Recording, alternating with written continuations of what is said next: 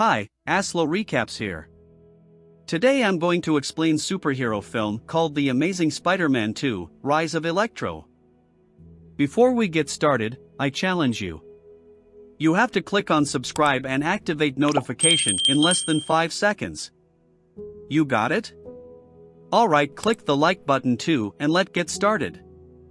Richard Parker, a former scientist and businessman for Oscorp, makes a video message in which he explains his absence.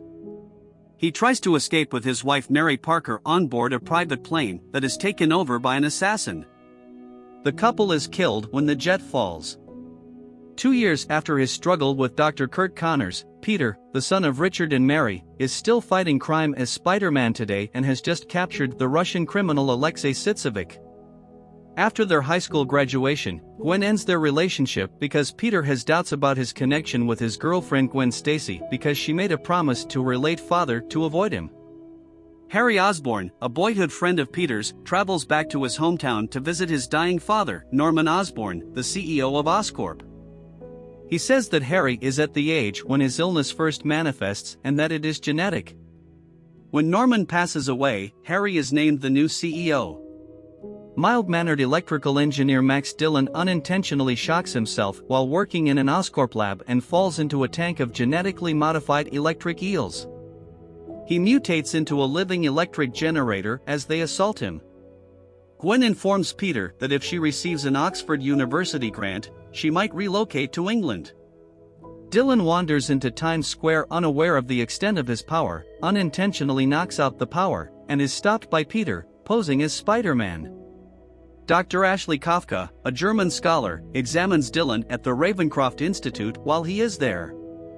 Harry is beginning to exhibit the early signs of his illness, and he is able to determine that Spider-Man's blood may be able to save him by using the knowledge Norman provided. He begs Peter, who has been supplying the Daily Bugle with photos of Spider-Man, to help him track down Spider-Man. Peter is unsure of the consequences the transfusion would have and concerned that Harry might acquire a mutation similar to Dr. Connors. Later, he rejects Harry in the role of Spider-Man, which enrages him. Vice President of Oscorp Donald Mencken dismisses Harry as CEO, accuses him of covering up Dillon's mishap, and seizes control of Oscorp. In order to enter the Oscorp facility once more, Harry suggests a deal with Dillon, who is now going by the name Electro. Electro concurs and ends Dr. Kafka's life. When Harry returns to Oscorp, he discovers the poison from the genetically modified spiders that have been killed. He makes Mencken inject him with the venom, which speeds up his illness and transforms him into a goblin-like creature, but the armored suit's built-in emergency procedure heals him. Peter discovers his father's hidden laboratory in a deserted subway stop and learns that he had to leave because he wouldn't help Norman with his plans to use his research to create biogenetic weapons. Peter later learns that Gwen received the Oxford bursary offer. She accepts his proposal of love, and they decide to travel to England together. When Electro again disrupts the electricity, Peter and Gwen restore it, overloading Electro's body and killing him. With Norman's weapons, Harry, the Green Goblin, shows up. He recognizes Gwen as Spider-Man and, vowing vengeance for being denied the blood transfusion, he climbs to the summit of a sizable clock tower with her. Although Peter defeats the Goblin, he is powerless to stop Gwen from dying as she plunges to her demise. Peter retires as Spider-Man after feeling guilty and despondent. 5 months later, while incarcerated at Ravencroft, Harry is adjusting to the consequences of his transformation.